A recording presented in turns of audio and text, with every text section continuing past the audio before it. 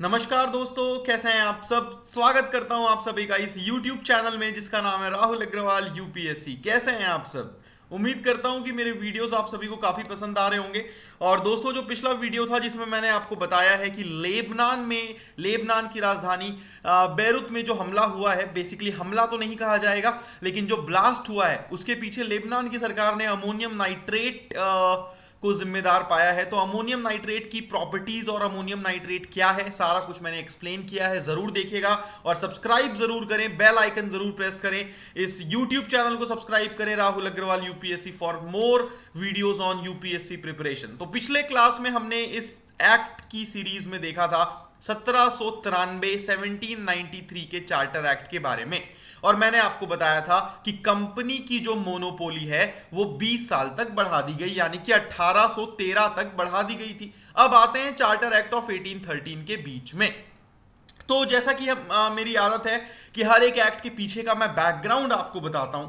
तो 1793 से 1813 ये जो 20 साल का सफर था, इस 20 साल में एक बहुत बड़ी चीज हुई। याद कीजिए क्या हुआ। इन 20 सालों में फ्रांस के स्टेट्समैन नेपोलियन का उदय हुआ। ठीक है, नेपोलियन बोनापार्टे का जबरदस्त उदय हुआ और नेपोलियन की सक्सेस हुई। एक तरीके से नेपोलियन का नाम पूरी दुनिया में जाने लगा और इस वजह से इसका बहुत बड़ा असर हुआ 1813 के चार्टर एक्ट में। अब आप ये सोच रहे होंगे कि सर, नेपोलियन तो फ्रांस का था और ये एक्ट तो ब्रिटिश गवर्नमेंट के हैं, तो इनका असर इससे कैसे हुआ, तो मैं आपको बताता हूं। देखिए दोस्तों, आपको इतना तो पता है अभी तक कि ईस्ट इंडिया कंपनी को मोनोपोली दे दी गई थी, यानी कि भारत में ब्रिटेन की तरफ से सिर्फ और सिर्फ ईस्ट इंडिया कंपनी आके ही ट्रेड कर सकती थी। अब नेपोलियन ने क्या किया, नेपोलियन ने एक चार्टर, ठीक है, नेपोलियन ने एक चार्टर, एक कानून ला दिया और उस कानून में यह बोला कि जितनी भी यूरोपियन कंट्रीज हैं, जितनी भी यूरोप की कंट्रीज हैं जो फ्रांस के साथ हैं, जो फ्रांस की दोस्त हैं, फ्रांस की एलीज हैं, वहां पे ब्रिटेन का कोई भी सामान, कोई भी गुड्स नहीं जाएगा।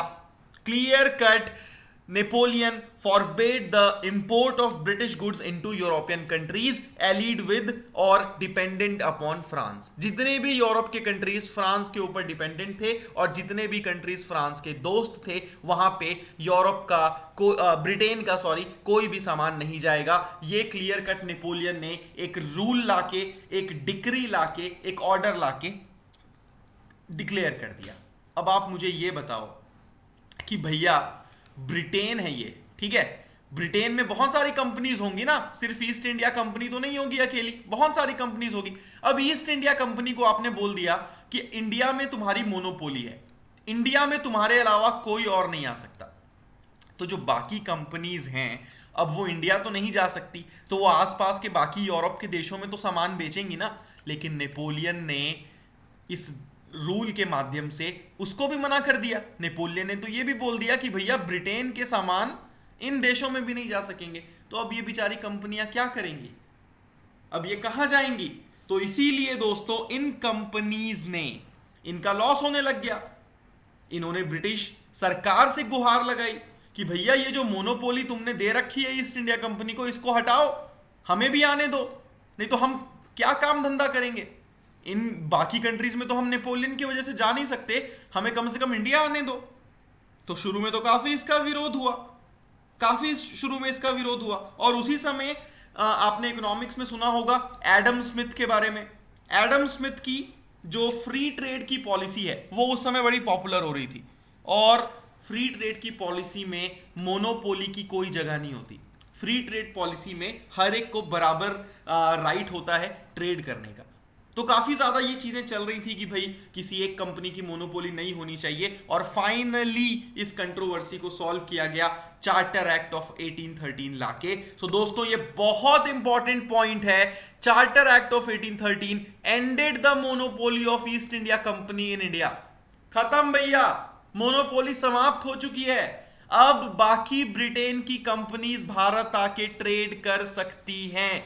लेकिन यहां पे बस एक चीज आपको ध्यान रखना है कि companies monopoly in trade with China and trade in T with India was intact. मतलब कि भारत में चाय की जो ट्रेड है, टी की जो ट्रेड है, वो ईस्ट इंडिया कंपनी ही करेगी और दूसरी कोई कंपनी नहीं कर सकती। और चाइना में, चाइना के साथ सिर्फ और सिर्फ ईस्ट इंडिया कंपनी ही ट्रेड करेगी, दूसरी कंपनी नहीं कर सकती। तो इससे आप क्या समझे? इससे ये समझे आप कि ईस्ट इंडिया कंपनी के पास अभी भी भारत में टी ट्रेड की मोनोपोली है, यानी कि टी ट्रेड में और कोई दूसरी कंपनी नहीं आ सकती, और साथ ही साथ चाइना के साथ और कोई दूसरी कंपनी ट्रेड नहीं कर सकती, ईस्ट इंडिया कंपनी ही करेगी। लेकिन बाकी इंडिया में जो बाकी सारी चीजें हैं, उनमें बाकी दूसरी कंपनियां आके ट्रेड कर सकती हैं।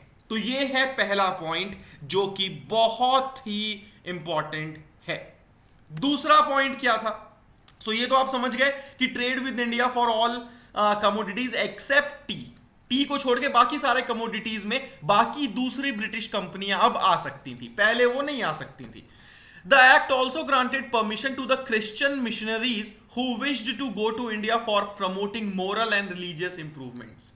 सो जो क्रिश्चियन मिशनरीज थी, उन्हें अलाउ कर दिया गया कि तुम भारत जा सकते हो वहां के लोगों को ज्ञान देने के लिए, एनलाइटनमेंट प्रोवाइड करने के लिए। अंग्रेजों को तो हमेशा से लगता था ना कि अरे ये भारत के लोग, इनमें तो बुद्धि नहीं है, ज्ञान नहीं है, दिमाग नहीं है, इनको कुछ थोड़ी आता है, इनको कुछ नहीं पता, ये तो स्नेक चार्मर्स हैं ना, ये अच्छे से रहते खाते पीते गंदगी में रहते हैं। ये अंग्रेजों की सोच थी। अंग्रेजों को लगता था कि भाई हम हमारे देश से लोगों को भेजेंगे और वो लोग भारत में आके लोगों को ज्ञान देंगे। इनको ये नहीं पता था कि ये तुलसीदास की धरती है भैया, ये वाल्मीकि की धरती है।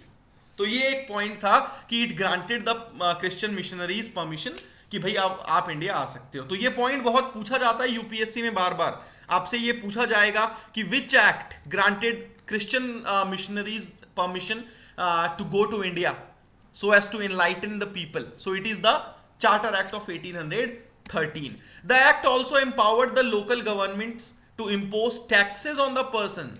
ठीक है? सो भाई इस एक्ट ने ये भी बोल दिया कि जो सरकारी, जो लोकल गवर्नमेंट है, वो भारत में लोगों के ऊपर टैक्स लगा सकती हैं, और अगर वो व्यक्ति टैक्स नहीं दे रहे हैं तो उन्हें पनिश भी कर सकती है। ठीक है? तो ये एक पावर दे दिया गया। There was also a provision कि भाई कंपनी हर साल 1 लाख रुपए कम से कम इन्वेस्ट करेगी भारतीयों के एजुकेशन पे। तो ये एक बहुत इंपॉर्टेंट पॉइंट था कि भैया अब आपको इंडियंस के एजुकेशन के लिए हर साल 1 लाख रुपीज इन्वेस्ट करना है। ओके, सो साथ ही साथ इसके साथ it also provided for the spread of western education. ठीक है? इंडिया में बेसिकली जितनी भी ब्रिटिश टेरिटरीज हैं, वहां पे जितने भी लोग रहते हैं, उन्हें पश्चिमी एजुकेशन, वेस्टर्न एजुकेशन उनमें फैलाया जाए, उसका स्प्रेड किया जाए। अंग्रेज चाहते थे कि वेस्टर्न एजुकेशन इंडियंस को कहीं ना कहीं पढ़ाया जाए, उन तक वेस्टर्न एजुकेशन जो है पहुंचे। They wanted that. The act is very important. It defined for the first time the constitutional position of British Indian territories. पहली बार इस एक्ट ने ब्रिटिश क्राउन, यानी कि जो ब्रिटेन की महारानी, जिसे हम क्राउन कहते हैं, ठीक है, उसकी जो सोवरेनिटी है, कंपनी की जितनी भी टेरिटरीज हैं भारत में, भाई ईस्ट इंडिया कंपनी ने इंडिया में जो भी टेरिटरीज इकट्ठे की हैं, ठीक है, जितनी भी टेरिटरीज इतने सालों में ईस्ट इंडिया कंपनी ने इकट्ठी की हैं, उन सारी टेरिटरीज पे ब्रिटेन की क्राउन का अधिकार होगा। ये इस 1813 के एक्ट से बोल दिया गया। It first time defined the constitutional position of British Indian territories. तो अब आपको ये समझ में आया, मैं आपको पिछले वीडियो से बता रहा हूं कि धीरे धीरे क्या हो रहा है, कंपनी खत्म होती जा रही है, कंपनी नीचे जाती जा रही है, और ब्रिटेन की जो गवर्नमेंट है वो ऊपर आती जा रही है। धीरे धीरे लंदन में बैठी हुई अंग्रेजी सरकार अपना दबदबा बढ़ा रही है और कंपनी अपना रुतबा, अपना दबदबा खो रही है। ये आपको समझ में अब आ रहा होगा। ओके, सो इसकी शुरुआत हुई थी 1773 के रेगुलेटिंग एक्ट से, और धीरे धीरे धीरे धीरे 30-40 सालों में ही आप देख सकते हो कि पूरी तरीके से अपना दबदबा ब्रिटेन गवर्नमेंट ने, लंदन की सरकार ने बढ़ा लिया है। तो ये थे मुख्य बिंदु, ये थे मुख्य पॉइंट्स दोस्तों चार्टर एक्ट 1813 के। बड़े ही इंपॉर्टेंट पॉइंट्स हैं। अगर आपको कहीं पे भी कोई चीज नहीं समझ में आई हो मुझे जरूर बताइएगा। कुछ पॉइंट्स मिसलीनियस इसमें कहे जाते हैं कि भाई इस एक्ट से कंपनी का जो डेट था वो रिड्यूस किया गया और जो डिविडेंड था वो फिक्स किया गया at the rate of 10.5% per annum. But ये उतनी इंपॉर्टेंट चीज नहीं है, इसलिए मैं यहाँ पे डिस्कस भी नहीं कर रहा हूं, क्योंकि सारे पॉइंट्स इंपॉर्टेंट नहीं है आपकी यूपीएससी पॉइंट ऑफ व्यू से। जितनी भी महत्वपूर्ण चीजें हैं वो मैं आपके सामने यहाँ पे शेयर कर रहा हूं।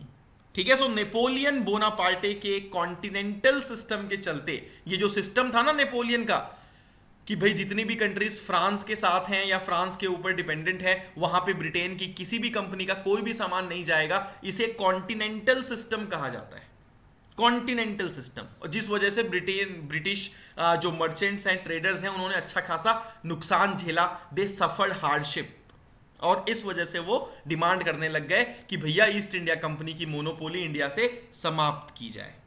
तो ये बैकग्राउंड स्टोरी बड़ी ही ज्यादा इंपॉर्टेंट है दोस्तों, ताकि आपको समझ में आए कि भाई क्यों ये एक्ट लाया गया। उम्मीद करता हूं कि आपको ये वीडियो जरूर समझ में आया होगा, पसंद आया होगा। सब्सक्राइब जरूर कीजिए राहुल अग्रवाल यूपीएससी इस यूट्यूब चैनल को, और जो पिछले वीडियोस हैं, जो पिछले एक्ट्स हैं, वो देखना बिल्कुल भी ना भूलें, नहीं तो आपको समझ में नहीं आएगा कि हम क्या बात कर रहे हैं। साथ ही साथ दोस्तों क्रोनोलॉजी में देखिएगा, और कुछ मोटिवेशनल वीडियोस भी आपको मेरे चैनल में मिलेंगे, वो भी देखना बिल्कुल ना भूलें। So this is me Rahul Agarwal, विदा लेता हूं आप सभी से। धन्यवाद दोस्तों, सब्सक्राइब जरूर कीजिए and press the bell icon.